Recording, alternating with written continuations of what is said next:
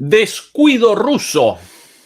Los servicios de inteligencia ucranianos realizaron un temerario ataque contra un submarino ruso atracado en un puerto militar de Rusia en el Mar Negro. Afortunadamente para Rusia, el dron submarino ucraniano no pudo alcanzar directamente al submarino ruso, sino que milagrosamente colisionó contra el muelle ubicado a pocos metros del submarino sin generar daños en la embarcación. Una vez más, las Fuerzas Armadas rusas cometen un evidente descuido en la protección de sus bases y equipos militares. Muy buenas noches, muy buenas tardes y muy buenos días desde Berlín, Alemania. Comenzamos la transmisión número 306 de Demoliendo Mitos. Muchas gracias, de Demoliendo Mitos Charlas, naturalmente. Muchas gracias por acompañarnos y recuerden, por favor, ayudarnos con el pulgar arriba, como así también con las suscripciones, las membresías recientemente reactivadas después de un problema con YouTube y, naturalmente, a través de los comentarios. Desde Madrid, España, nos acompaña el señor Fernando Moragón. Hola, Fernando, ¿qué tal todo por ahí? Hola, Ezequiel. Pues bien, día soleado, día relativamente apacible. Los casos de corrupción en España siguen saliendo, pero esto ya es una cosa habitual. O sea, aquí la noticia en España sería: hoy no hay casos de corrupción. Hoy, ninguno, no ha salido ninguno hoy. Pero bueno, estas cosas ya las tiene uno asimiladas y tal, estas cosas. Ahora parece que el que está tocado con un tema de un escándalo de una compañía aérea y tal es el mismísimo expresidente Zapatero. Pero bueno, esto lo vamos a dejar ahí porque, en fin, así están las cosas. Pero bueno. Fernando, descuido ruso. Una vez más, una situación en la cual los ucranianos acometen una base militar rusa prácticamente sin dificultades. Presentemos primero la información existente y después comenzamos con el análisis. Aquí, por cierto, la base militar, el puerto militar de No, el nombre sí. Novorossiysk. Aquí, efectivamente, Novorossiysk, en la bahía de Tsemes, en el Mar Negro. Una vez más, aquí el Mar Negro, aquí más arriba el Mar de Azov, y aquí la llamada bahía de Tsemes y el puerto de Novorossiysk. Esta historia comenzó con la publicación por parte de los servicios de inteligencia ucranianos de este video. Aquí el video publicado por ellos, lo presentamos completo. Este video difundido por los servicios de inteligencia ucranianos con imágenes del puerto de Novorossiysk y de este submarino sin sonido en el momento exacto de la explosión, de la detonación causada por un dron submarino ucraniano, ¿sí?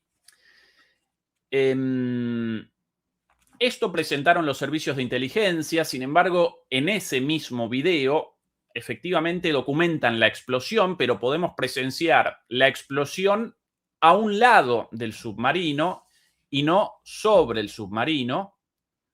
Aquí en el centro de la pantalla el submarino, y la explosión, una vez más, va a aparecer, si retrocedemos un poquitito más, a la izquierda, con lo cual documentaron el yerro, pero aún así una situación verdaderamente de descuido. Aquí, imágenes por aquí. Ahí se ve muy bien. Video, exactamente, aquí un video difundido poco tiempo después por las Fuerzas Armadas rusas con el submarino intacto y el muelle dañado precisamente en el vértice, ¿no? En la esquina. En la esquina.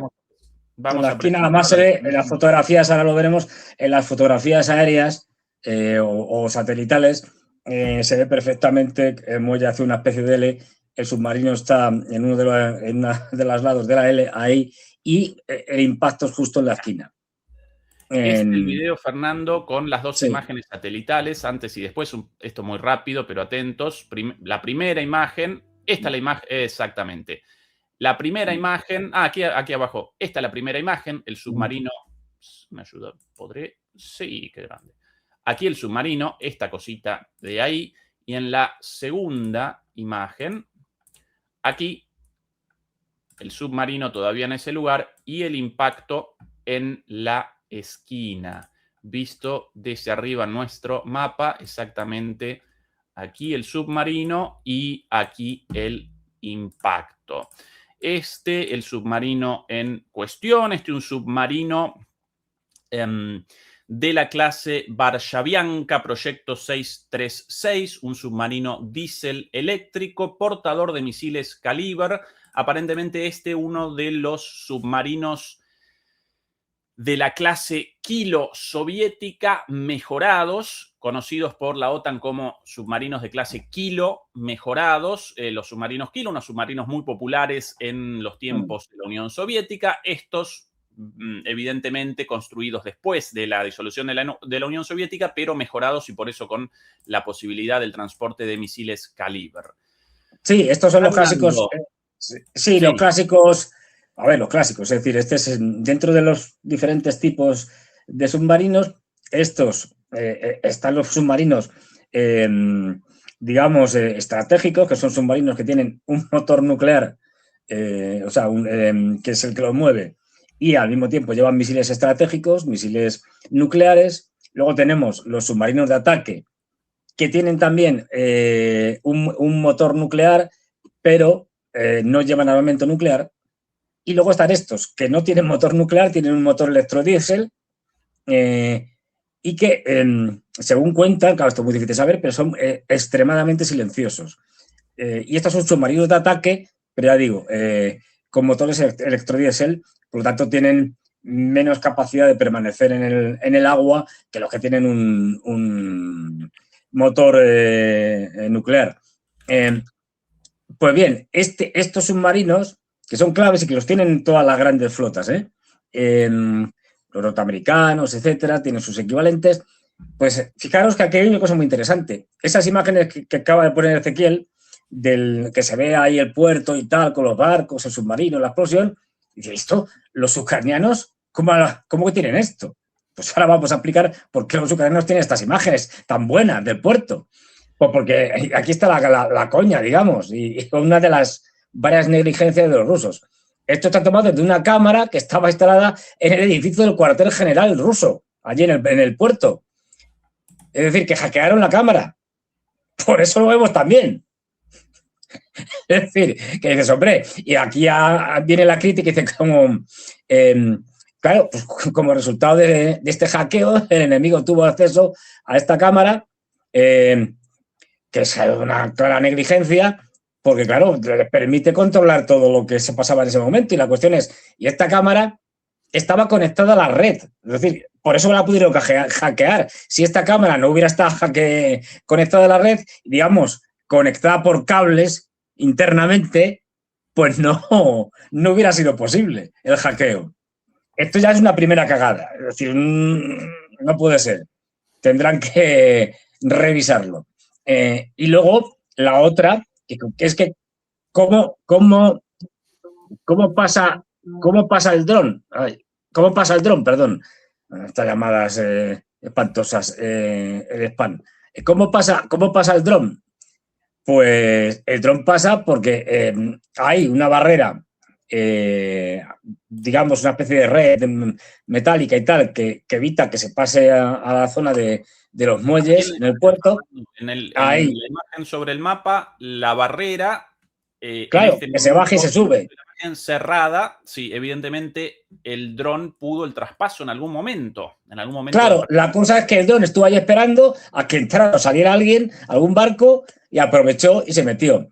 Y dices, hombre, vale, la barrera hay que abrirla y cerrarla, estamos de acuerdo, ahí se puede colar un dron, pero hay sistemas que se llaman hidroacústicos que podían haber detectado el dron y que no funcionaron porque los expertos en estos sistemas que tienen que manejarlos, pues no tenían en ese momento allí.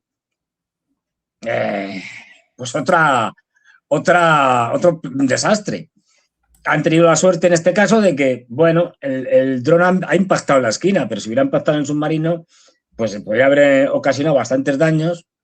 No creo que lo hubiera hundido, porque no, la potencia no es tan grande, pero seguramente hubiera tenido que ir digamos, a reconstrucción y hubiera estado bastante tiempo fuera de servicio. La situación recuerda al El Moscova. ataque de la operación Telaraña, la recordarás, Sí. Fernando, seguramente también, cuando con una operación de drones aéreos en aquella oportunidad, los servicios de inteligencia ucranianos acometieron a los bombarderos estratégicos rusos, algo todavía más grave, los Tupolev Tu-95, los cuales aparecían libremente, sí, ubicados sobre el aeródromo de, ¿recordás el nombre? De la base había aérea. varios. Bueno. Atacaron 5 en total, creo. Recordar. Entonces, claro, pero ahí había, digamos, cierta justificación, porque debido a un acuerdo con Estados Unidos, y por una serie de tratados que ya no existen, pero bueno, Sí. pero que se mantienen, algunas de esas cosas se mantienen, para dar mayor seguridad, los bombarderos estratégicos tienen que estar aparcados, digamos, fuera de hangares, a la luz del día, en las pistas, para que los satélites del contrario puedan controlarlos y, por lo tanto, Pero, prevenir Fernando, una... eso respondieron los rusos, pero ahí Sí, aparecía, yo recuerdo que ahí aparecía una zona gris. Los sí, bombarderos estratégicos rusos efectivamente aparecían estacionados al aire libre, sin hangares. Pero los bombarderos estratégicos de Estados Unidos no. Efectivamente, los estadounidenses aparecían o aparecen cubiertos por hangares, como los rusos ahora también. Y yo realicé una averiguación, realicé una sí. investigación en el texto del acuerdo, del acuerdo militar aquel sobre vectores nucleares, y el acuerdo establece la obligación de notificación y la visibilidad, pero en términos muy generales. No determina efectivamente si pueden o no pueden, deben o no deben aparecer en hangares. Entonces, los rusos realizaron una interpretación estricta de eso y los acomodaron al aire libre, y los estadounidenses no, y entonces los de ellos aparecen cubiertos. Con lo cual, una vez más, la ingenuidad de los rusos, y Ahí una vez está. más, el descuido, en aquel entonces con bombarderos estratégicos, algo mucho más grave. Finalmente rectificaron esa situación, generaron hangares, pero después de aquel ataque, ahora una vez más, muy cerquita de la zona de conflicto, en el Mar Negro. No, claro, es que esta estamos tendencia hablando, de descuido de los rusos, Fernando? claro, no estamos hablando de que, efectivamente, primero lo que tú señalabas, es decir, la ingenuidad y digamos, el cumplimiento de acuerdos, como tú señalas, más o menos ambiguos, de forma estricta, en plan acuerdo entre caballeros. Y claro, el problema es que una parte sí se comporta como un caballero, es decir, que da su palabra y la cumple, y los otros no, como han hecho siempre, que son los norteamericanos. Claro, esta ingenuidad de los rusos, que yo lo he notado muchas veces, esta fair play, ¿no? De, vale, es una guerra, pero aquí jugamos todos limpio, ¿no? Como si fuéramos caballeros. Esto que no es así, con los norteamericanos, con los anglos, con los europeos, que juegan completamente de manera opuesta, es decir, engañando, incumpliendo, traicionando. Bueno, claro, entonces esto es una cosa que desgraciadamente lo puedes ver en los rusos, hablando con ellos, que tienen esta mentalidad de, bueno, pues sí, pero esto es una guerra, pero nos comportamos como debe ser en las guerras, ¿no? Bueno, pues esto es una ingenuidad y por otra parte un descuido. Ya hubo bastantes negligencias cuando el ministro de Defensa era Shoigu, Sergei Shoigu, y negligencias y corrupciones. Ahora con Pelusov, con el nuevo ministro de Defensa, se le ha metido mano a muchas de esas corrupciones y de hecho tenemos unos cuantos militares en la cárcel, en generales estamos hablando, no sargentos, y, en el tema del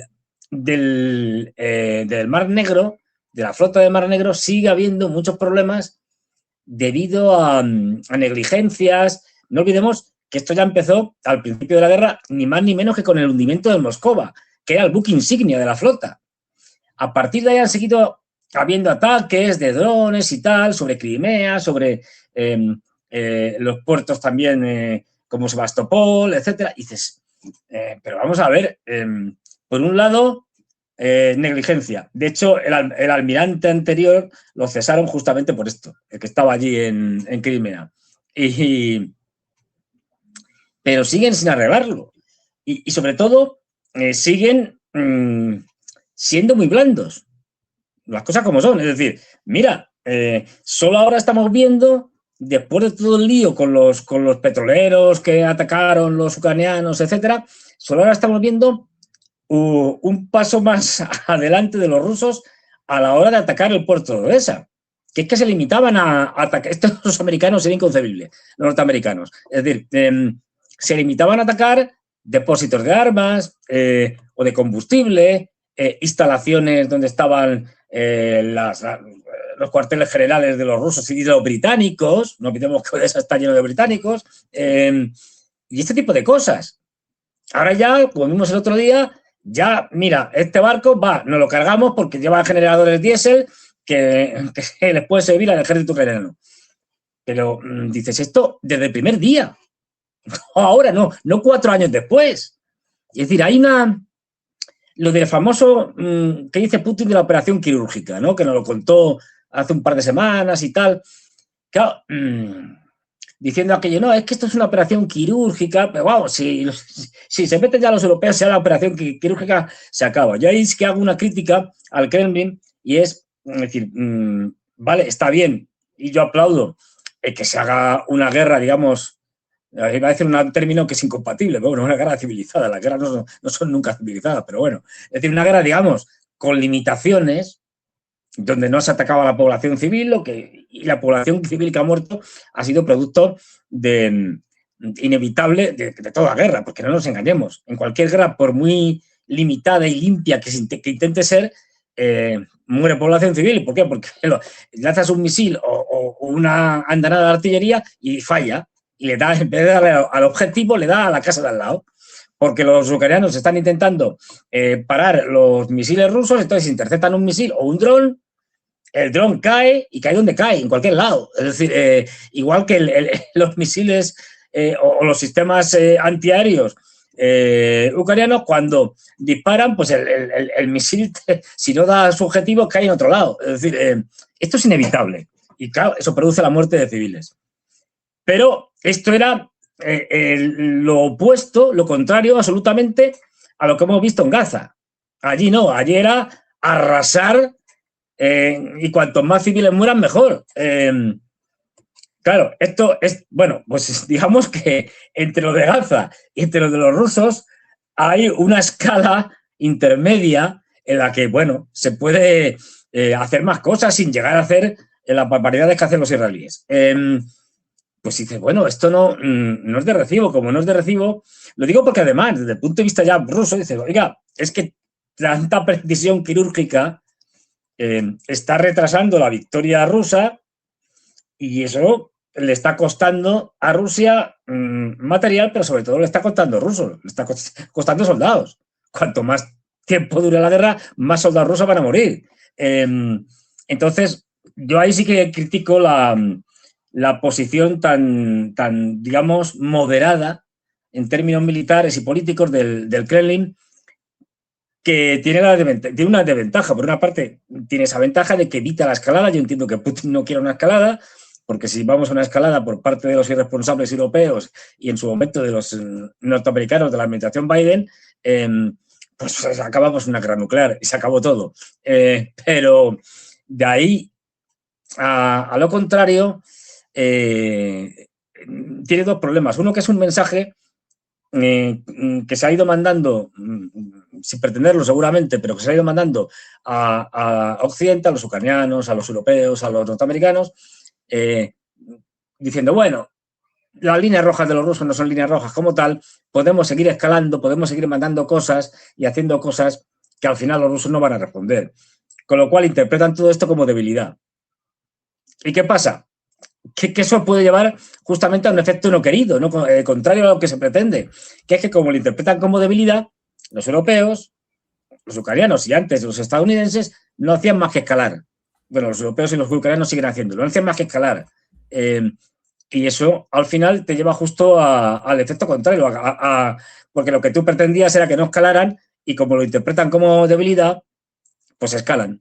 Entonces hay que tener cuidado y hay que encontrar ese punto medio que entiendo que es difícil, pero que tienes que a ver, no se entiende ahora que ya están desplegados, por ejemplo, los Oresnik, que no llevan cabezas nucleares, que el único que se ha utilizado, hemos visto que llevan, digamos, municiones cinéticas, es decir, barras de aleaciones de tungsteno y tal, que pueden acelerarse a velocidades hipersónicas y que por el mero impacto con cualquier objeto provoca una destrucción por la energía cinética que lleva acumulada brutal. Esto es como un meteorito, ¿no? Estos grandes, cuando te cae, ¡pum! El desastre que te monta es tremendo. Pues bueno, ahora que ya están desplegados, que entraron en producción, que ya tienen bastantes, no sabemos cuántos, evidentemente, hombre, tirar alguno más dentro de Ucrania contra un objetivo militar, por ejemplo, para demostrar a los europeos que no sigan escalando, que no se pasen de la raya. Bueno, a ver, ya sabemos que Macron y Zelensky, por ejemplo, junto con Steinmeier y Merz, se pasan de la raya muchas veces por aquellas imágenes, no, es el chiste malo, aquellas imágenes en el tren, se pasan de la raya. Es que yo los chistes malos, ya sabéis que es que no puedo reprimirlo. Como referencia, Fernando, para sí. contextualizar, este descuido y el descuido en la operación Telaraña o Spiderweb, aquella contra los bombarderos estratégicos rusos, en 5 bases militares, por cierto, recordabas bien, Fernando. Sí. 5 bases aéreas. Alguna tan lejana como en Irkutsk, en el Baikal. Es decir, que no es que estén al lado, es que alguna estaba allá que en el lejano oriente. Aún si este ataque hubiera determinado la destrucción del submarino en cuestión, Rusia presenta una flota de más de 60 submarinos militares, alrededor de 50 de ellos más o menos de propulsión nuclear y con capacidad naturalmente también para ataques con misiles nucleares. No generaría nada en términos del desarrollo de la guerra, pero como sí remacha Fernando muy acertadamente, sí genera en términos simbólicos y en términos de percepción una imagen muy fuerte. Tanto la de aquel entonces, la destrucción de no recuerdo cuántos exactamente bombarderos Tu-50 y... era el Tupolev el Tu-95, ¿no? Recuerdo mal. El Tupolev 95. Sí. Era la mayoría, casi todos. La mayoría el más antiguo. Sí. El que va a Belice. Exactamente. Y ahora esto, incluso lo presentaron a pesar de que las propias imágenes distribuidas por los ucranianos documentaban el error en el impacto, el yerro en el impacto. Bueno, esa imagen, si los rusos presentaran una posición más cuidadosa, una actitud más cuidadosa, no la generarían, ¿no? Claro, Fernando, nosotros cometemos un error en la interpretación de la perspectiva rusa, como Rusia tan grande, como todo haya hecho a grandes modos. Entonces, a veces los detalles, las cositas chiquititas, para ellos aparecen como un error secundario. Tal vez esa una explicación. Tantas bases militares, tantos aeródromos, tantos puertos a lo largo de tanto territorio. Bueno, acá lo importante, la producción masiva, la superioridad bélica, y si en el medio un pequeño descuido, una compuerta mal cerrada o cerrada tarde, bueno, allá ellos. Puede que esa la perspectiva rusa, pero genera efectivamente el efecto contrario, ¿no? Claro, además lo estamos viendo en la guerra energética, digamos. ¿Por qué los rusos en 2022, cuando Surovikin en otoño de 2022, en octubre, empieza a atacar los sistemas energéticos de Ucrania, centrales eléctricas, pero todo subestaciones, etcétera, y empieza a deselectrificar Ucrania. En enero paran, cambian a Surovikins, se lo llevan, ponen directamente ya a Gerasimov como el director de orquesta sobre el terreno, sobre el campo de batalla, y paran. No se comprende, quiero decir. Esto es un enigma. Después, este año ya, por fin, en el verano, retoman sistemáticamente los ataques contra el sistema energético. Antes había habido también ataques, pero no sistemáticos, día sí y día también, un día y otro también. Hasta llegar a la situación en la que estamos ahora, a una desertificación muy grave, sobre todo en la zona oriental, al este del Dnieper. Bueno, y dices, pero ¿cómo estáis al mismo tiempo permitiendo la respuesta ucraniana? Que alguna te va a dar, eso está claro, pero podíais haber acelerado este proceso y evitando que los ucranianos con drones estén atacando el sistema energético ruso, fundamentalmente en la Rusia, vamos, en la Rusia europea, pero alguna vez ha habido alguno que se ha ido más lejos, y dices, pero esto como que lo entienden, como bueno, pues como no estamos dispuestos a hacer una guerra más dura, pues estos son, digamos, pérdidas que, bueno, que te causa el enemigo y que se le va a hacer. Pero esto dicho por fuentes rusas, a mí me contaban, esto no lo cuenta públicamente, pero me contaban, hombre, la capacidad energética de Rusia es enorme, en petróleo, en gas y tal, pero sí es cierto que los daños que les han producido en estas refinerías, etcétera, son sensibles. Es decir, no es, bueno, nada, nos han destruido aquí un pequeño depósito de gas y tal, pero no pasa nada. No, sí pasa. Ya digo, no van a imposibilitar la capacidad exportadora de Rusia y estas cosas, pero sí les ha hecho daño e incluso ha habido momentos en que han tenido limitaciones energéticas en algunas zonas por los ataques de los ucranianos. Porque cualquier sistema antiaéreo, y los rusos tienen el mejor sistema antiaéreo del mundo, pues nunca va a funcionar al 100%. Esto es imposible. Con lo cual, si te lanzan, digo, 100 drones, pues alguno pasa. Esto es inevitable. Aparte, y esto ya lo hemos hablado anteriormente, es que los norteamericanos, veremos ahora ya con un Trump más enfadado, pero hasta hace poco seguían mandando información satelital, comunicación, etcétera, para dirigir esos drones, porque desde los americanos desde arriba, con sus satélites, están viendo dónde están los sistemas de defensa antiaérea emplazados y están dirigiendo a los drones por las zonas donde hay huecos. Claro, porque si no, los ucranianos atacarían a ciegas, prácticamente. Entonces, bueno, claro, esto produce estos ataques como el que hemos visto. Hay que decir, ojo, si en esto también los rusos son muy malos, lo hemos dicho muchas veces, fíjate cómo lo han promocionado los del SBU, porque este ha sido un ataque de los servicios de inteligencia militares. Coño, dices, ya noticia en todos los lados, las imágenes en todos los canales de Telegram, de tal, no sé qué, y los rusos cuando tienen un éxito es que casi ni se enteran ellos mismos, es decir, porque no saben publicitarlo, aunque en este caso ha sido un éxito, digamos, más mediático, porque al final las consecuencias han sido pues que han ahí hecho un pequeño agujero en una esquina de un muelle, pero lo presentan un poco menos que como un éxito, vamos, tremendo, como cuando atacaron el puente de Kerch. Pues se daba igual porque ya todo el tema del suministro logístico ya no pasa por el puente de Kerch. Hace tiempo que no pasa. Pasa directamente por los territorios conquistados que van desde Rusia, entran hacia Mariupol y de hecho se han construido, yo las he visto, y están terminadas carreteras y vías ferroviarias. Quiero decir, en toda esa zona. Con lo cual, pero bueno, cuando la atacan y hacen un pequeño ahí agujero en las defensas de los pilares, aparece en todos los lados, en todos los medios, y es un éxito extraordinario cuando no ha conseguido nada.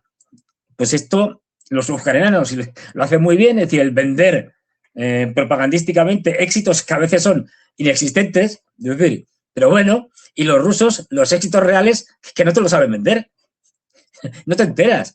Pero bueno, ahí hay un problema de, digamos, de propaganda o de generar una visión positiva de tus éxitos y tal a través de los grandes medios de comunicación, de las redes sociales, etcétera, que es lo que más funciona, y ahí es que son muy malos. Pero yo he hablado con ellos, y es que hace tiempo todavía te estaban, vamos, hace 2 años, tampoco hace mucho, todavía te estaban diciendo muchos de ellos, diciendo, bueno, no, esto de los drones, esto de los... no tiene importancia y tal. No, esto de la publicidad, nada, o de la propaganda, nada. Lo que cañones, pues así les va. Es decir, sí, la guerra la van a ganar. Esto es indiscutible. Esto ya no lo discuten ni los europeos, aunque tengan que hacer teatrillo y decir que no, que tal, que nos pelearemos con los rusos en 2030. Vale, sí, todo lo que quieran. Pero, ya digo, ahí tienen un problema grave.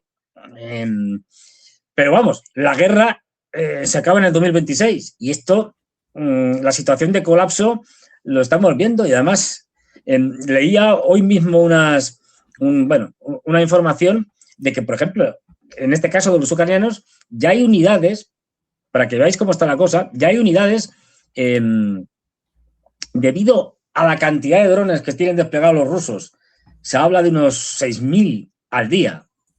Quiero decir, los que son derribados o que han alcanzado objetivos son reemplazados constantemente. O sea, volando por las líneas del frente. Entonces, los ucranianos reconocían que ya es prácticamente imposible en los últimos kilómetros, los últimos 5 kilómetros, abastecer a los soldados que están en la línea del frente con las maneras tradicionales. Y ya hay unidades que están abasteciendo a través de drones terrestres y aéreos hasta el 80% de las necesidades de sus unidades. Porque no hay otra manera. Aquí, Fernando, un ejemplo de tus palabras respecto a la importancia de la guerra mediática y la superioridad en este sentido de la OTAN para la manipulación mediática, las operaciones mediáticas, las mentiras, la difusión de información. Esto aquí del día de ayer. I visited one of our cities on the front line. Esto de ayer, después de el fin de la visita del fin de semana de Zelensky a Berlín, después de su visita a Berlín el pasado fin de semana, inmediatamente comenzó un viaje hacia los Países Bajos y en los Países Bajos realizó una reunión con las autoridades neerlandesas y posteriormente presentó este discurso. Atención a las palabras y a las mentiras dichas por este señor, ya sabidas por todo el mundo, por lo menos por todo el mundo más o menos informado, pero igual repetidas y repetidas como parte de una estrategia mediática y propagandística. Aquí comienza Zelensky. La semana pasada visité una de las ciudades en la línea de contacto. Yes, our city of Kupiansk. And sí, nuestra ciudad de Kupiansk. It's a city in the eastern Ukraine, and the front line is now very, very, very, really close to... Es una ciudad en el este de Ucrania y la línea de combates está muy cerca, muy pero muy cerca de la ciudad. And Putin publicly lied, claiming that Russian forces had already taken the city. Putin mintió públicamente diciendo que los rusos ya habían tomado la ciudad. So I went to Kupiansk myself to show the world. Entonces yo fui públicamente y de forma personal a Kupiansk para mostrarle al mundo Putin is lying. To show only one thing, this. Para mostrar una sola cosa al mundo, que Putin estaba mintiendo. Exposing every single Russian falsehood because... Bueno, y tenemos que seguir exponiendo las mentiras de los rusos. Aquí, esto ya lo presentamos, Fernando, pero ya que ellos machacan y machacan con la propaganda, nosotros vamos a realizar el mismo trabajo, pero nosotros con evidencias. ¿Sí? Aquí el video de Zelensky, publicado hace unos días, lo presentábamos, no recuerdo si lo presentamos aquí con vos, Fernando, o con Juan Antonio. el video de Здоров'я сьогодні Куп'янський напрямок, наші воїни, які тут досягають результатів. ya públicamente refutado como falso. Sí, sí. ¿Por qué? Porque fue realizado antes del tiempo presente, fue realizado tiempo atrás, como documenta este video, y en contrapartida podemos presentar el video actual tomado no solamente por un dron ruso, sino después también apareció un video hecho por las Fuerzas Armadas ucranianas del mismo lugar. Esta es la imagen tomada por el dron ruso al día siguiente de esto. Claro, ahí se ve perfectamente que las letras que donde pone Kupiansk se han caído de varias, que antes estaban puestas, que la bandera ucraniana no está, que la rejilla esta que hemos visto a un lateral está rota. Es decir, que no. Con lo cual, él agarrado en la mentira, ¿no? Como claro, la cuestión es, en la masa, él dice, ¿qué más da? Lo mismo. Sí, yo sigo mintiendo. Sí, ¿qué hacen los rusos? Que estos vídeos, por ejemplo, que has presentado, este de aquí, el de las chicas ucranianas, las militares ucranianas que pasan por allí y se ve efectivamente, ¿por qué los rusos eso no están difundiéndolo por todos lados? Es decir, aprovéchalo, monta ahí tu propia contrapropaganda, que salga, pues yo qué sé, Lavrov o Belousov o quien sea por ahí, montando el espectáculo, diciendo, miren ustedes. No, esto no les entra en la cabeza. Y eso permite que este señor siga diciendo unas mentiras atroces, pero atroces. O sea, yo estaba allí. Sí, has estado, pero hace 2 años. Pero, claro. Y luego. Sí, o quizás hace unos meses. No son meses, a saber. No ahora. No. En la ciudad de Kupiansk. Y luego, el origen de todo este lío, ¿no? Vamos, de todo este lío propagandístico. El tema de los contraataques ucranianos en Kupiansk. Bueno, pues yo que he estado intentando informarme, porque al final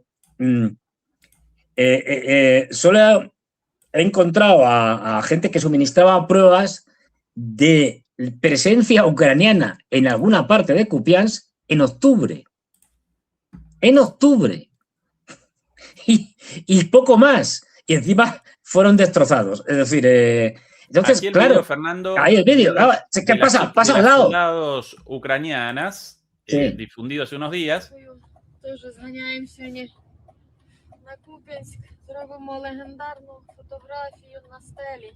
Del video de Zelensky. Claro. Van a documentar el lugar y efectivamente van a presentar las mismas imágenes obtenidas por los drones rusos. Claro. De ahí detectado, visto eso, la luz roja, detectado un dron ruso. Sí. Con lo cual aceleran. Bueno, ahí las redes incluidas. Y en 2 minutos el monolito ese, el cartel, aquel. Sí.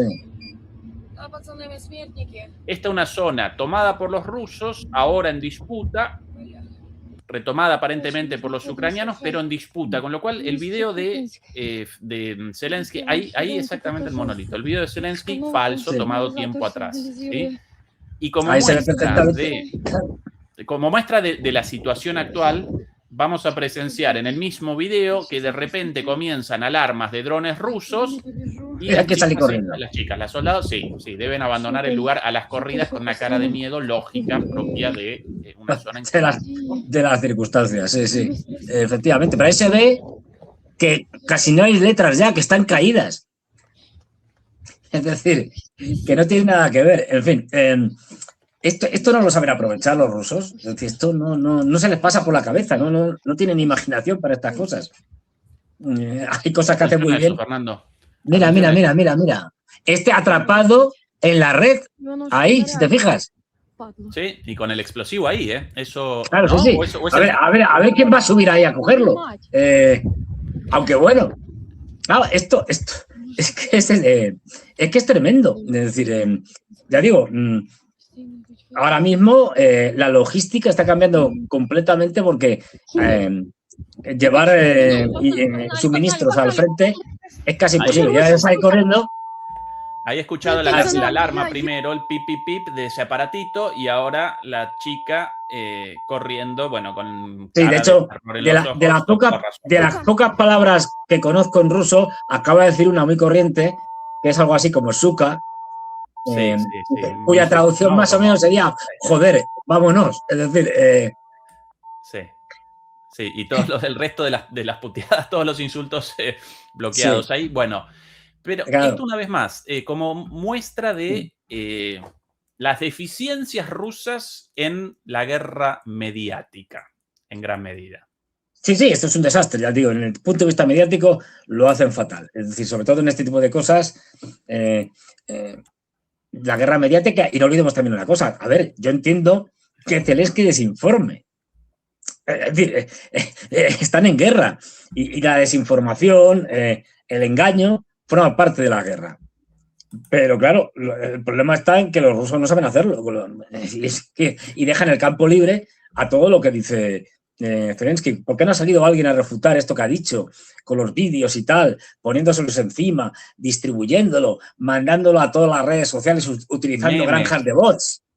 Claro, memes, bromas, memes, la forma del bromas, de mejor todo. ingreso de Sí, los mensajes a través de los chistes, a claro. través de los memes.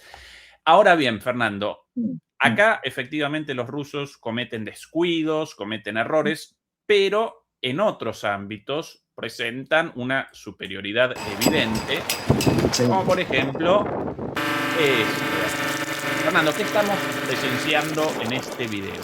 Aquí. Pues estamos presenciando ni más ni menos que la sustitución de los antiguos misiles en silos fijos. Ahora veréis qué espectacular. Esto es un camión que se está poniendo en vertical, porque lleva los nuevos misiles JARS que están sustituyendo a antiguos misiles Stiletto en silos fijos. Y claro, quitan los otros y esto directamente viene un camión, como estamos viendo, se pone en vertical y lo deja caer, ahí se ve muy bien, y lo mete dentro. Entonces, dejar caer es una forma de hablar, pero mira las ruedas ahí, ¿cómo se ven? Increíble. Que Sí, sí. es tremendo, es decir, cómo va Como subiendo, una pum, pum, oruga pum, patas pum, arriba, ¿no? Como un claro, insecto patas arriba, cae, una oruga patas arriba. una oruga patas arriba y tal, y cuando ya está en vertical completamente y ajustado al silo, pues deposita el nuevo misil. En este caso, ya digo, los más modernos que tienen, lanzadores de tierra, que son los JARS. Y bueno, que los tienen también en móviles, en sistemas móviles. De hecho, hay por ahí unas imágenes de unas maniobras que se ve a varios misiles de estos móviles que están por ahí dando vueltas. Entre otras cosas, porque creo recordar que hoy es el día de las fuerzas estratégicas de misiles. Entonces, pues bueno, lo celebran y tal, y creo que Putin les ha felicitado y tal, lo típico, vamos, de estas cosas. Y bueno, pues aquí estamos viendo lo que nos da una idea de que la cosa no va muy bien. ¿En qué sentido no va muy bien? Pues no va muy bien en que seguimos rearmándonos, porque claro, como los norteamericanos se niegan a una reducción de armamento, pues no queda otra que seguir evolucionando y poniendo nuevos misiles, en este caso los silos. Es un arma antidrones, ahí sí, protegido, Sí, es un eso arma es arma antidrones, ¿verdad? efectivamente. Por eso esa apariencia espacial que tiene el arma, que no dispara nada, es decir, no dispara balas, sino que dispara ondas de frecuencia para interceptar, para cortar las líneas de Esta comunicación de imagen, los drones. Fernando, espectacular. Acá esto genera presenta la perspectiva del tamaño de estos misiles balísticos Claro, intercontinentales. Entre esto alcance de unos. y un... Estos Sí, alcanzan 12.000 kilómetros, o sea, que llegan a cualquier lado, prácticamente. Eh, efectivamente. Y acá uno presencia la relación entre el desarrollo de esta tecnología misilística y el desarrollo de la tecnología espacial, de los cohetes espaciales. Esto, una cosa obviamente mucho más pequeña, pero ya de ese calibre, ¿no? Una cosa lanzada al espacio recorriendo de hecho, 12.000 kilómetros. claro, de ¿Sí? hecho, estos salen en el espacio, quiere decir, estos son misiles balísticos, lo que hacen cuando los disparan es que sube, por eso es una trayectoria balística, ¿no? Es decir, sale fuera de la atmósfera terrestre, es decir, llega a órbita, es decir, sobrepasa lo que llama la línea de Kármán, que son 100 kilómetros de distancia de la superficie de la Tierra hasta el espacio, y a partir de ahí luego bajan. Es decir, hacia el objetivo que tienen marcado. Luego estos, en cierta medida, bueno, no, sí, en cierta medida es un cohete, puesto que va y baja. Lo que pasa es que no orbita, es decir, no se queda orbitando, dando vueltas, pero puede llegar a órbita. Y estos llegan. A ver, un cohete y un misil tienen muchas cosas parecidas. Es verdad que tienen algunas diferencias. Por ejemplo, si os fijáis en los cohetes espaciales, cuando van a lanzar uno, horas antes o un día antes, como mucho y tal, los están cargando de combustible. Ves, hay una especie de manguera y tal, que le está enchufa y le están metiendo lo que sea, el oxígeno líquido, el queroseno, depende del tipo de propulsor. Pero estos no. Esto no puedes decir, oye, que hay un ataque nuclear, vamos a meterle el combustible. No, esto lo llevan puesto. Quiero decir, permanentemente, porque no puedes hacer estas cosas. Entonces, hay ciertas diferencias, pero quien tiene tecnología de misiles tiene tecnología de lanzamiento de cohetes, porque básicamente lo mismo. No olvidemos que el primer hombre a la Luna, Yuri Gagarin, el primer hombre en órbita, Yuri Gagarin, en el espacio, fue lanzado con una versión, la nave Vostok, es una modificación de un misil, el ER-7. Es decir, es un misil al que le han modificado y le han puesto una cápsula arriba y allí fue el bueno de Gagarin. Es decir, que ya digo, quien domina una tecnología domina la otra. Sí. Entonces, bueno, los rusos... ¿En qué año lo de Gagarin, Fernando, exactamente? 1959. No, 59. Qué o 60, coraje, ¿no? Ahora. 59, creo. Qué coraje, uno adentro de un cohete en 1959, 1960. Mamita. Tú ves la nave Vostok, o ves la de los primeros lanzamientos de los norteamericanos, la Mercury, y hay latas de sardina que tienen mejor presencia. O sea, dices, pero hay que tener un extremo valor para meterse en esto, que casi no cabes. Que será 61, Fernando, año 61, ¿qué? Me ayuda acá. 61, vale. 61, lo mismo, 59, 61, lo mismo.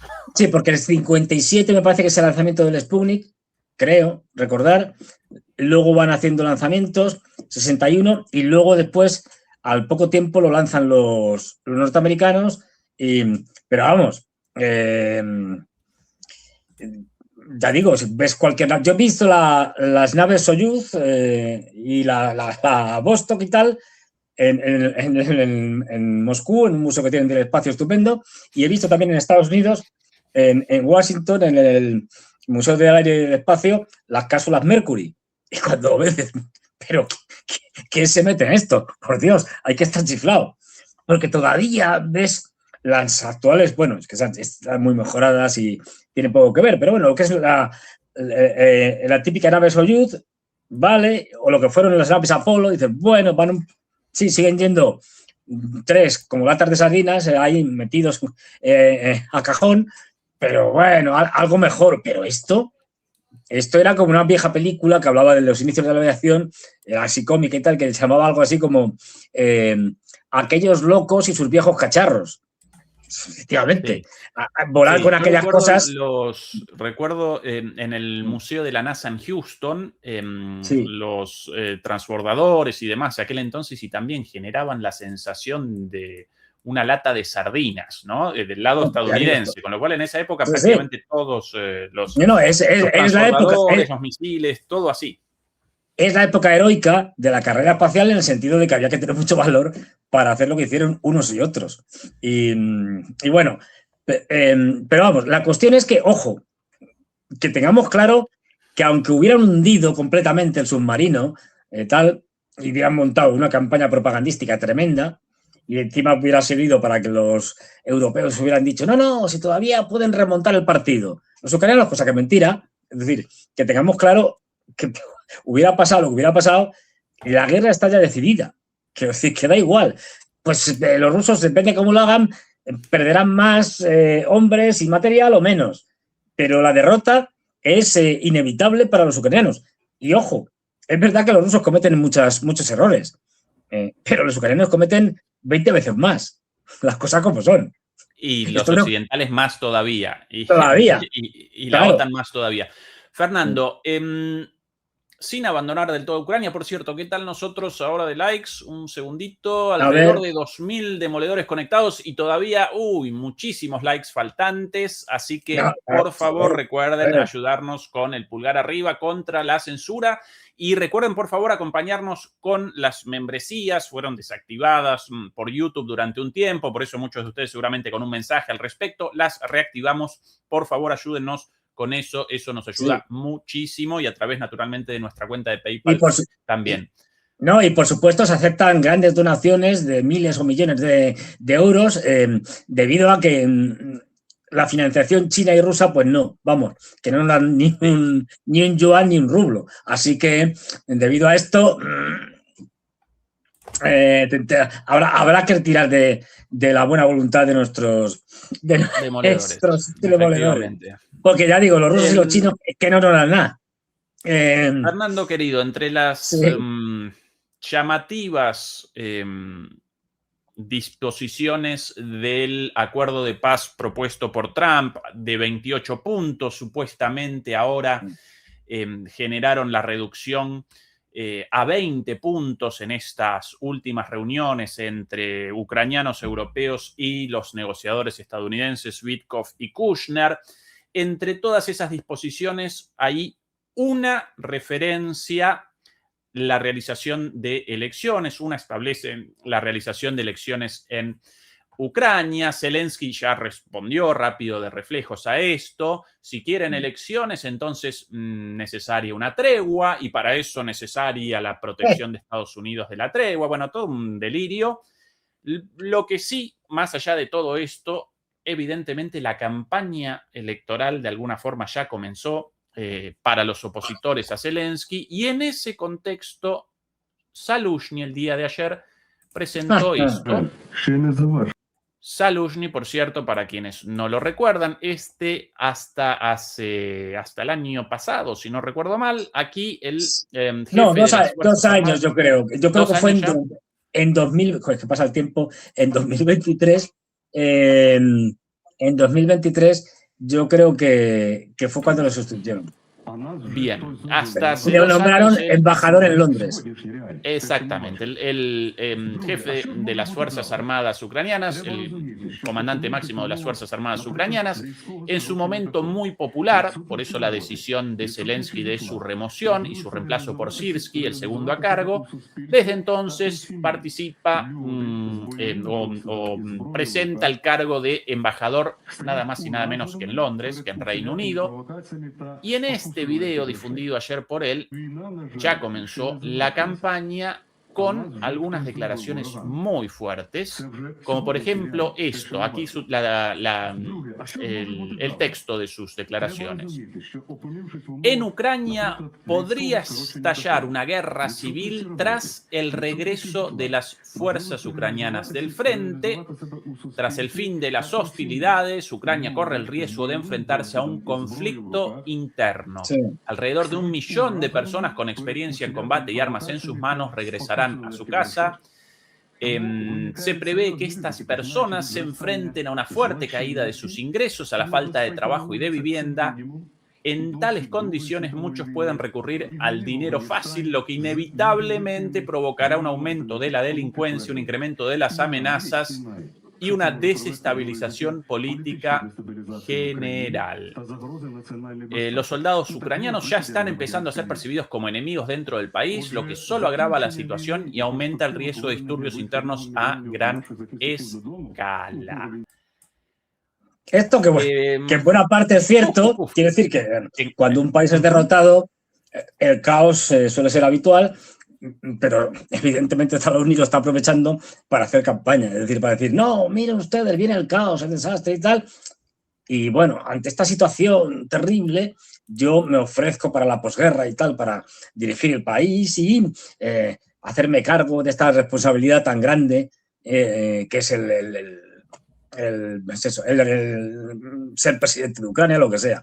Vamos, el seguir robando en Ucrania. Pero vamos, es decir que, bueno, pero sí es verdad que esto nadie lo sabe.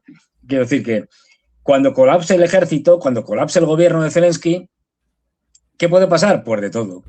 Es decir, desde un golpe de estado blando hasta que directamente que vayan unos cuantos militares y le ejecuten, pasando por ejemplo, pues eso, es decir, por el caos general, es decir, por el desgobierno, porque no hay nadie realmente gobernando durante un tiempo, a las famosas elecciones, que evidentemente van a ser unas elecciones amañadas, en fin, no hay ahora mismo nada claro porque todas estas opciones pueden ser posibles y seguramente alguna más. Ahora bien, lo que tenemos que tener en cuenta es que aquí no hay acuerdo ninguno, como venimos diciendo ya desde hace años. Citaba la reunión de Berlín de este fin de semana con Merz ahí haciendo tonto. Me hace mucha gracia porque declaraciones, no, hemos llegado a prácticamente a un 90%. Productivas. Esa sí, siempre productivas. la afirmación después de las reuniones. Negociaciones muy productivas. Muy productivas, sí. Bueno, tal. Y por ahí salía no sé quién diciendo, no, pues algunos norteamericanos, no, si estamos prácticamente el 90% de los puntos y tal están acordados. Ya, claro, pero el problema es ese 10%, porque claro, hay puntos y puntos. Hay puntos que, bueno, pero claro, ¿cuál ha sido la principal punto de enfrentamiento y que no tiene acuerdo posible?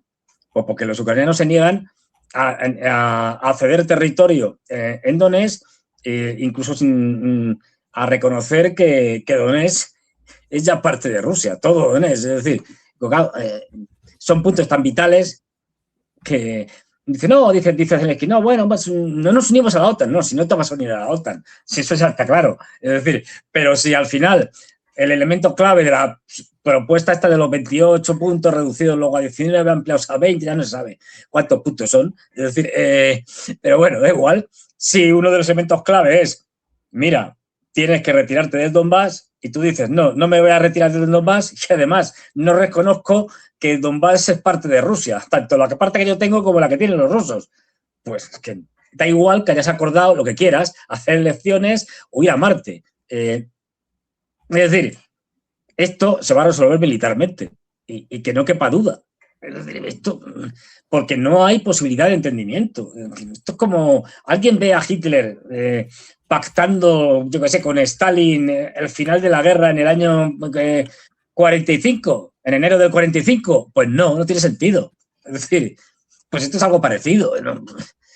Y bueno, lo que hemos hablado siempre, pues están ejerciendo paripé, los norteamericanos presionando a los ucranianos y a los europeos, que ya tienen claramente asignado el papel de malos de la película por parte de los norteamericanos, y a partir de ahí, pues eso, que si negociamos, o sea, todo esto paripé, que si tal, que si me reúno, que si me vuelvo a reunir, que si ahora van los europeos y se reúnen y luego hacen, ellos mismos se congregan y piensan en otro plan. Entonces, bueno, pues vamos a ver su plan. Y entonces, no estamos de acuerdo, pero ponemos otros puntos y otro plan. Y así con estos planes podemos tirarnos meses y meses. ¿Qué es lo que quiere Trump?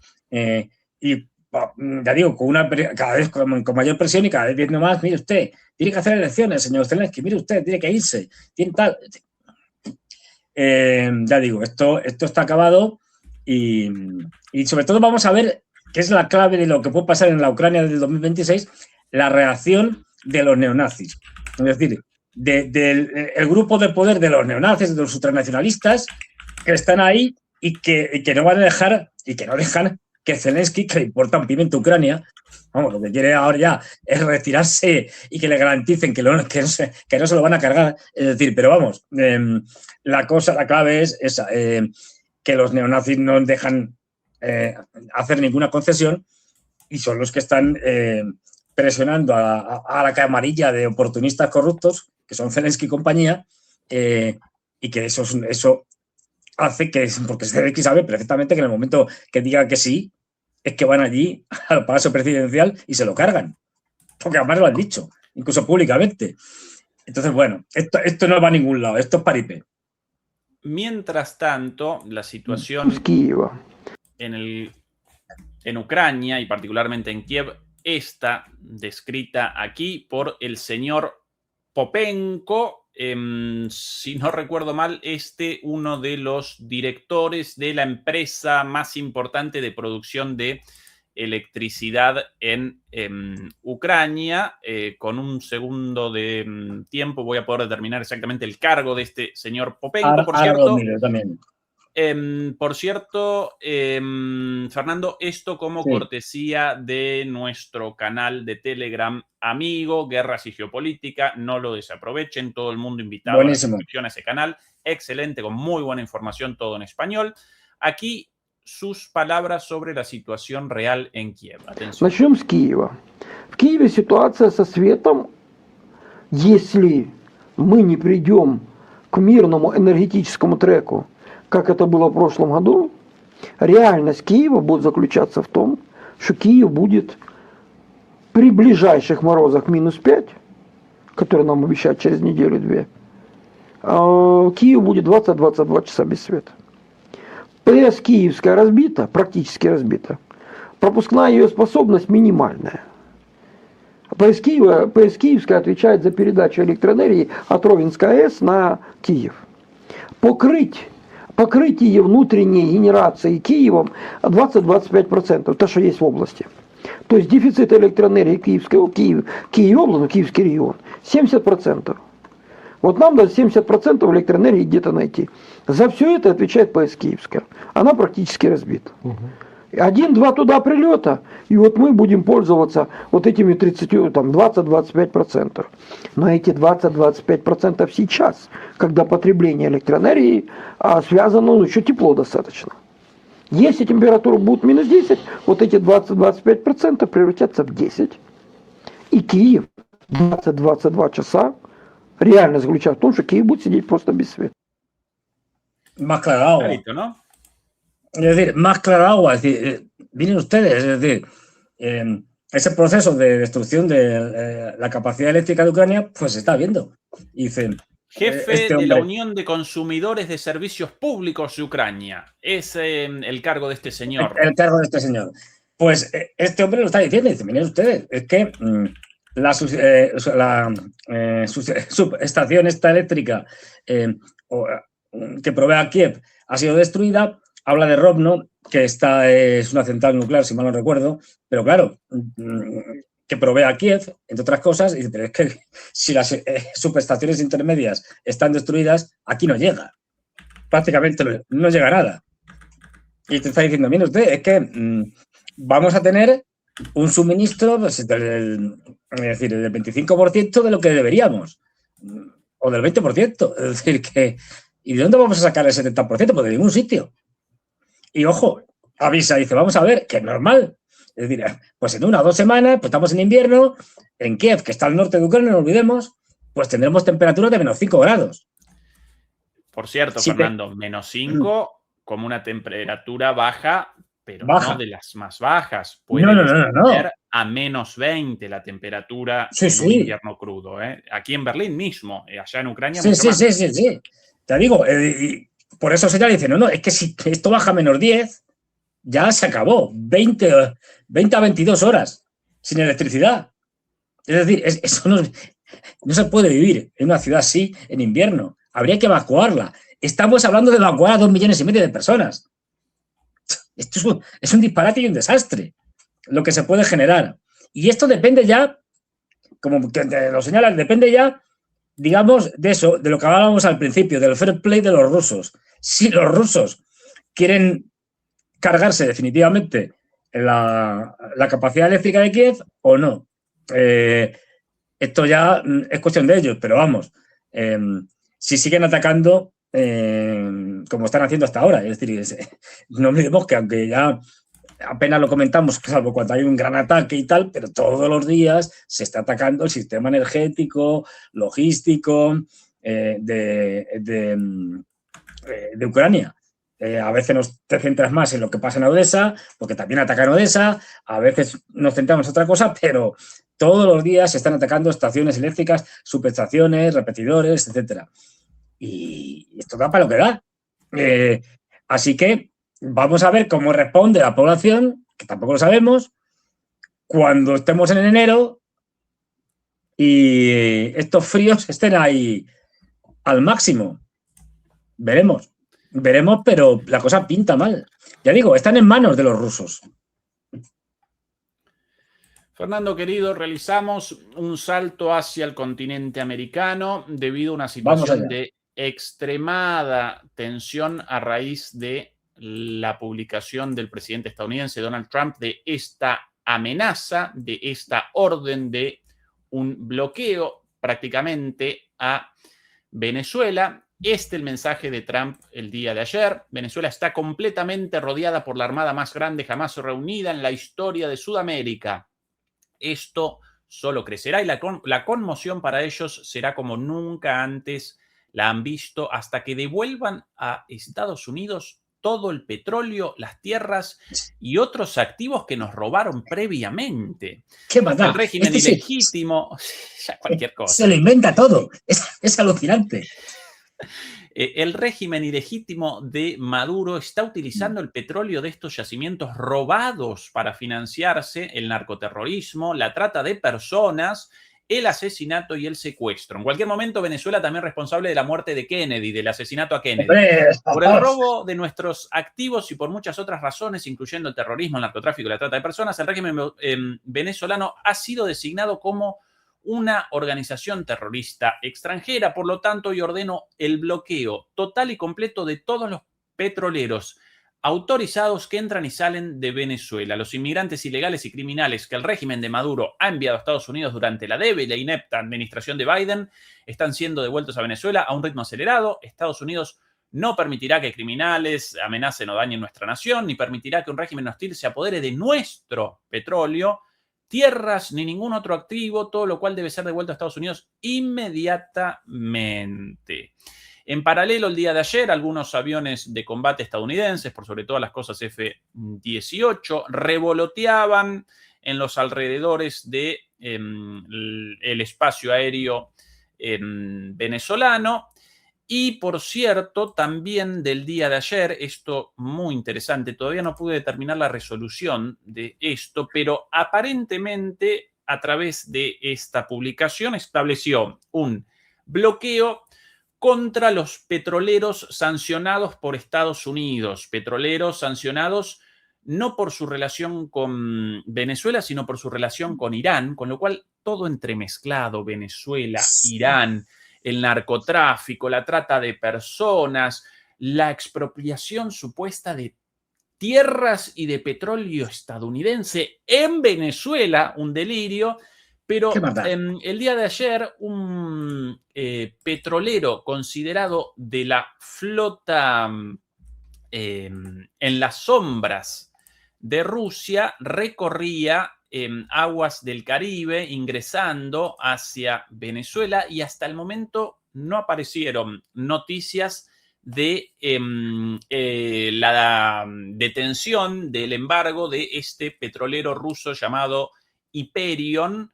Aparentemente la amenaza contra los petroleros sancionados ligados a Irán o a Venezuela, pero no a Rusia. Más allá de esto, en apariencia, aquí genera Trump, aquí determina Trump un nuevo paso en la escalada contra Venezuela con un bloqueo a los petroleros sancionados, no a todos los petroleros, pero sí a los petroleros sancionados, lo cual connota, lógicamente, para la economía venezolana un problema grave. ¿Qué análisis podemos realizar de esta locura, querido Fernando? Bueno, pues aparte de los disparates estos de que me devuelvan mis tierras, mi petróleo, que me devuelvan Marte, Júpiter, estas cosas que nos cuenta Trump, donde mezcla churras con merinas, es decir, revuelve todo y se inventa cosas. Bueno, ¿esto qué significa? ¿Qué denota? Pues lo siguiente, que ahora mismo la administración Trump con el tema de Venezuela no tiene nada claro que hacer, porque esto, aunque pueda hacer daño a Venezuela, esto no va a tumbar a Venezuela. Entre otras cosas porque en el peor de los casos, yo estoy seguro que va a tener la colaboración de Colombia, por lo menos de la Colombia de Petro, es decir, y seguramente también la tendría de Brasil, aunque no fuera tan explícita, ¿no? Quiero decir que esto, pues bueno, sí, es una medida que restringe, pero señala impotencia, es decir, señala que no tienes nada claro que hacer con el tema de Venezuela. Has lanzado una propuesta o una digamos, presión sobre Venezuela con la idea de que el gobierno venezolano iba a caer o iba a haber un golpe de estado de algunos militares o lo que fuera. Bueno, esto no te ha salido bien, ahora estás optando por la presión, pero no sabes muy bien cómo presionar, ¿vale? Bueno, sí, lo de los petroleros, hacemos el bloqueo para petroleros que vengan de Irán, tal, para los rusos no. No, esto es, ya digo, es una, claramente es una declaración de impotencia, es decir, bueno, que intentas hacer pasar por dureza. No, es que ahora vamos a ser más duros y ya, como lo de cargarnos lanchas rápidas y tal, de estas, de pescadores, pues esto ya, pues como ya no da más titulares, porque ya nos hemos cargado veintitantas y ya esto no sale por la tele, pues... y lo de la operación esta de incautación y robo del petrolero, pues sí, lo puedes hacer una vez y tal, pero ya lo de las espectaculares imágenes de los soldados norteamericanos ahí bajando de los helicópteros y tal, el petrolero, que esto no tiene ningún problema, pues no había nadie ahí pegándoles tiro ni nada de esto, ¿no? Pero bueno, queda muy bonito para la televisión, vale, ya, has hecho lo del petrolero y lo has vendido en los titulares. Si vuelves a hacer otra vez lo del petrolero, ya no va a llamar la atención, con lo cual hay que hacer otra cosa, el bloqueo. Más de lo mismo. Yo creo que se encuentra al mismo. Hay una división interna en la administración Trump con respecto a Venezuela, entre los duros como puede ser Marco Rubio, el secretario de Estado, y otros más blandos, digamos, y realmente no saben qué hacer. O sea, están muy perdidos, más allá de decir, bueno, vamos a seguir presionando, a ver si suerte, y la presión psicológica, este tipo de medidas que, bueno, hacen algo de daño, pero tampoco son decisivas, al final rompen, digamos, los nervios de acero de los venezolanos. Pero no, esto, bueno, pues sí, se puede así extender años y años y años. Con lo cual yo por cierto, sí. Casi innecesaria la aclaración, pero recordemos nuestra posición de total y absoluta solidaridad con Venezuela y con el pueblo venezolano, atacados, sometidos a estas políticas imperiales, hostiles, belicistas por parte de los Estados Unidos, nuestra solidaridad con todos ellos y nuestro apoyo. Nosotros participamos en la defensa de Venezuela frente a las avanzadas imperialistas del gobierno estadounidense de Donald Trump, de esta manera, a través de la denuncia, a través del análisis crítico, a veces quizás incluso a través de alguna sugerencia, como la mía el otro día, al presidente Maduro para que realizase inmediatamente una entrevista con Tucker Carlson, estableciendo ahí la voluntad del gobierno venezolano de una buena relación con Estados Unidos y generando precisamente, igual que en el caso de Israel, que la base electoral de el propio Donald Trump, el movimiento MAGA, acompañe, como acompaña en este momento Tucker Carlson, una política contraria a la invasión estadounidense en Venezuela. ¿Sí? Tucker Carlson, Candace Owens y otros rechazan esta locura. Maduro no debería desaprovechar eso porque esa es la única forma de presión contra Trump, a través de sus propios votantes. De hecho hace poco también salía Scott Ritter hablando justamente de este tema y decía, vamos a ver, pero ¿qué chifladura es esta? ¿Alguien cree que si hay un ataque con tropas militares en Venezuela iban a ganar? Dice, pasaría como en Vietnam. Es decir, porque además encima tienen ciertos parecidos, hay una jungla y tal. Quiero decir, esto se eternizaría y terminaríamos perdiendo. Dice, esto es un disparate. Esto lo decía Scott Ritter, que fue agente de inteligencia norteamericano, conocido fundamentalmente porque fue uno de los inspectores que en la guerra de Irak, bueno, antes de la guerra de Irak de 2003, se dedicó a buscar las famosas armas de destrucción masiva y dijo que no había nada. Que allí habían buscado y no había nada. Pero bueno, a ver, hay una cosa que sí es importante y que esto vamos a ver porque lo que sí estamos viendo es una involución en Latinoamérica. En los últimos tiempos, cada vez más presidentes o electos y tal, o más candidatos que luego llegan a presidentes son de la rama, digamos, pro-norteamericana dura, tipo Milei, y ahora el presidente electo, Kass, es decir, que ya se ha manifestado diciendo que sí, que hay que invadir Venezuela y que se romperán relaciones diplomáticas, hay que acabar con Maduro, unas barbaridades tremendas.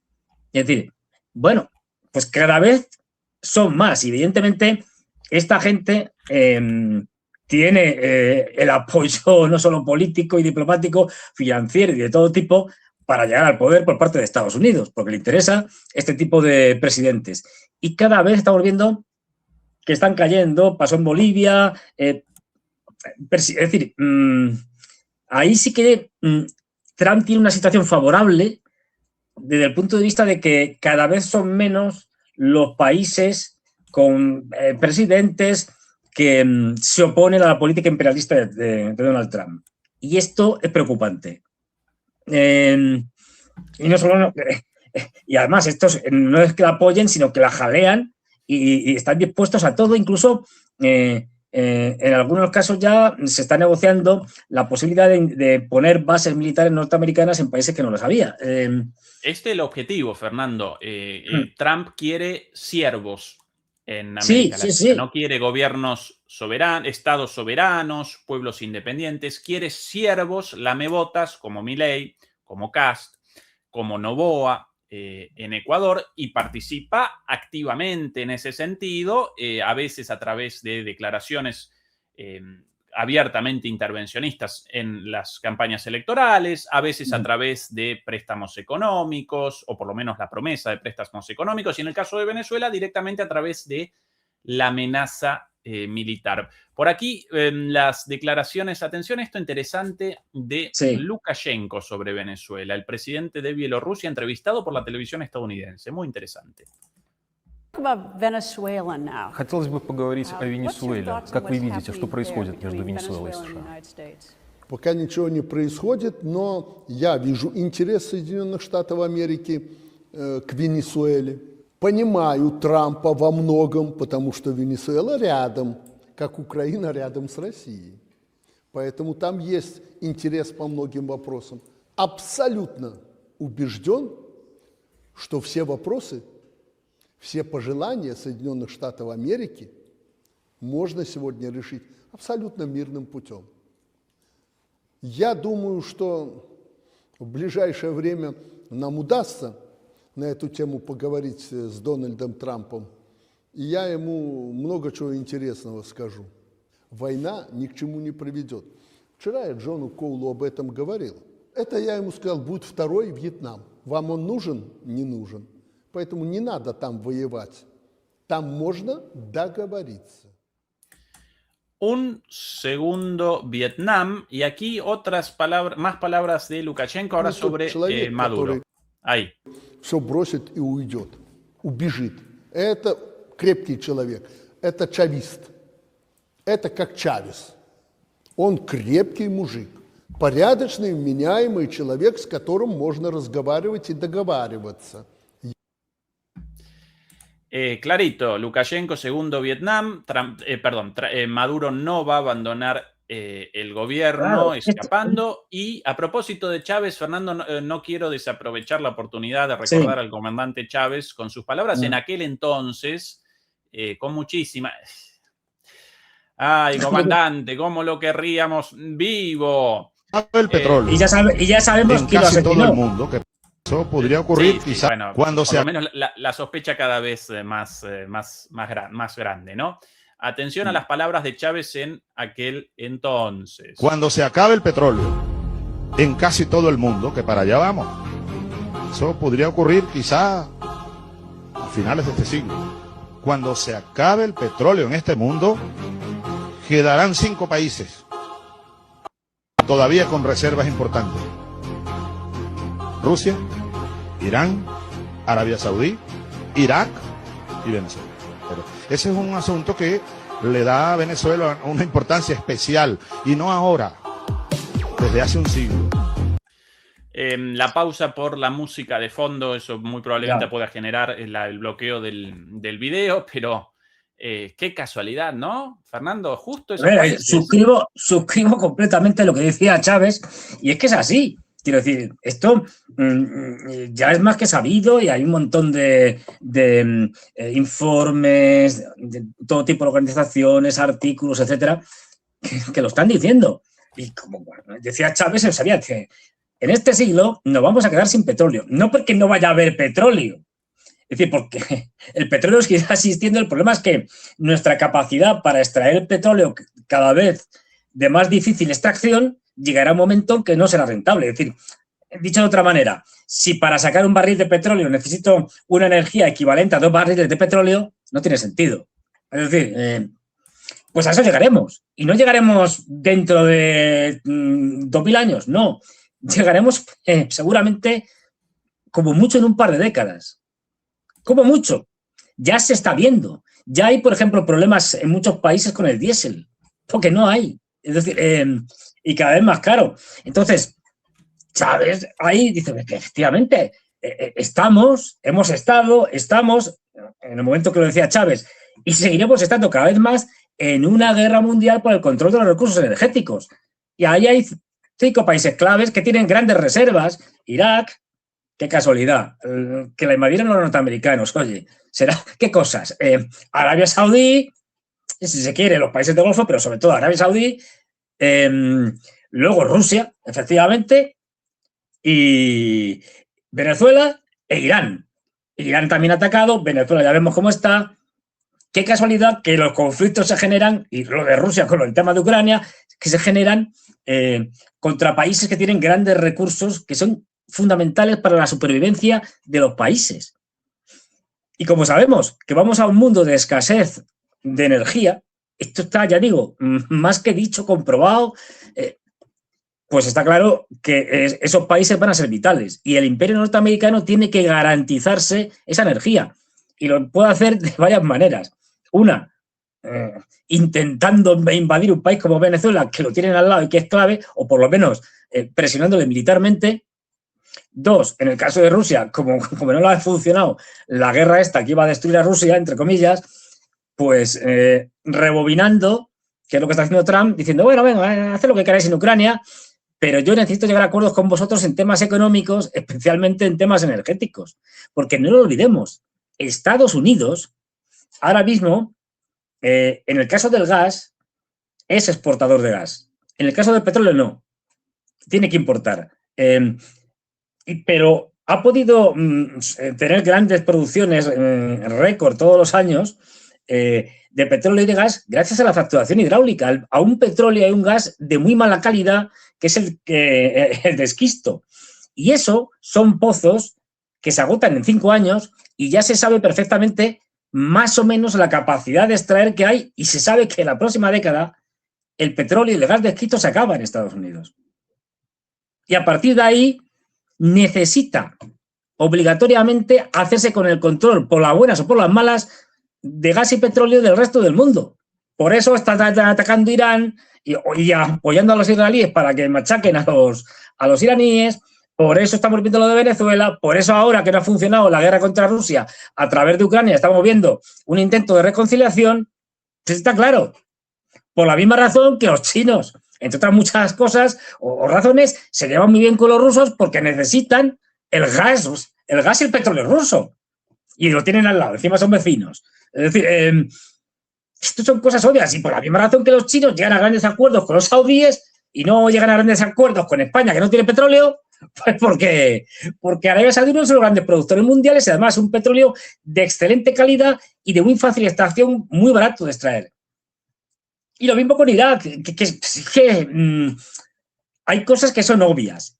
Y cuando rascamos en todos estos conflictos globales en los que estamos hablando, Ucrania, el sudeste asiático, no olvidemos, una guerra ahí medio olvidada, la guerra fronteriza entre Camboya y Tailandia, sigue, ¿eh?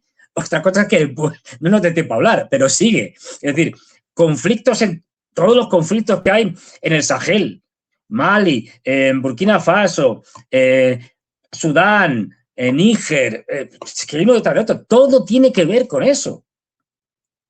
Es decir, entonces, hay que tenerlo claro.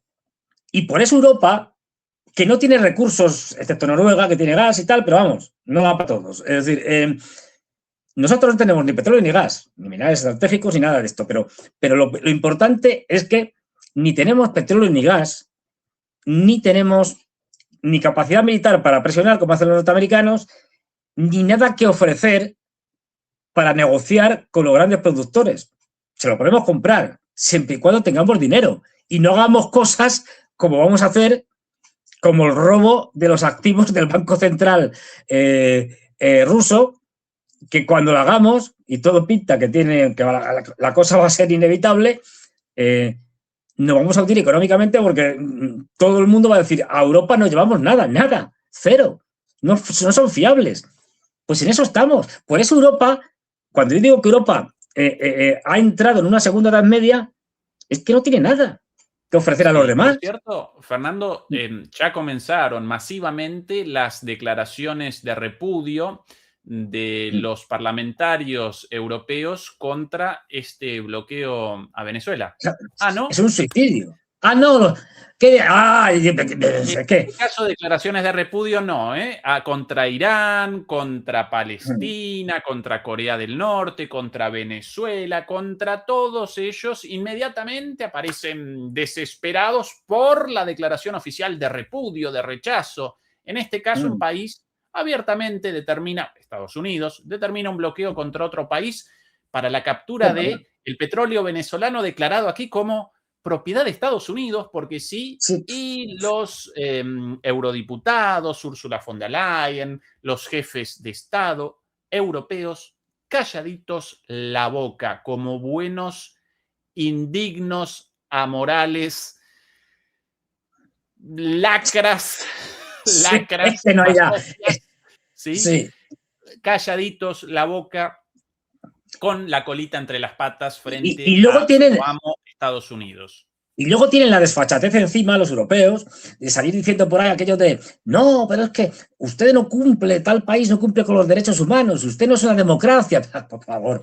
Es decir, es que de verdad, es una impostura, es una falta de, ya no digo de principios morales, que eso es obvio, pero es una falta ya de, no sé, ¿no te das cuenta que tu credibilidad está en números negativos? Es decir, que no sea, aunque sea por no hacer el ridículo, como le da igual, que nadie te cree.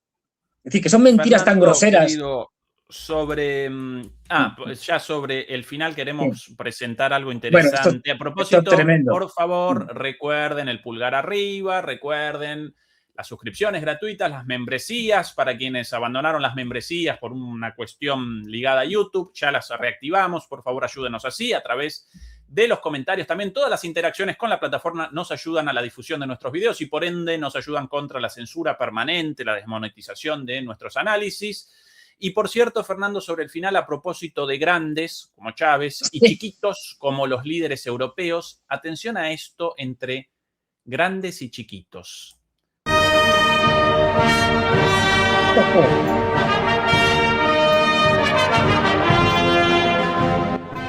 Esta Giorgia Meloni recibiendo la visita, esto todo real, nada, no hay ni broma, ni meme, recibiendo la visita del presidente de Mozambique, el señor Daniel, si me ayuda la memoria, Daniel Chapo, presidente de Mozambique. Atención a esta imagen, la cara de Meloni.